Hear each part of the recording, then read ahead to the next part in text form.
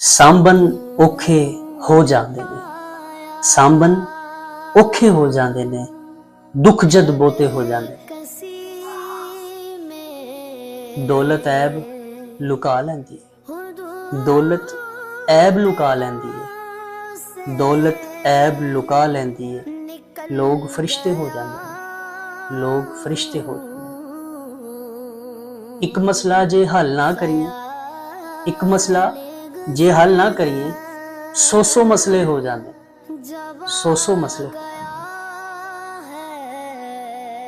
ਕੱਲਿਆਂ ਟੁਰਨਾ ਪੈ ਜਾਵੇ, ਕੱਲਿਆਂ ਟੁਰਨਾ ਪੈ ਜਾਵੇ ਤੇ ਪੈਂਡੇ ਲੰਬੇ ਹੋ ਜਾਂਦੇ, ਪੈਂਡੇ ਲੰਬੇ ਹੋ ਜਾਂਦੇ।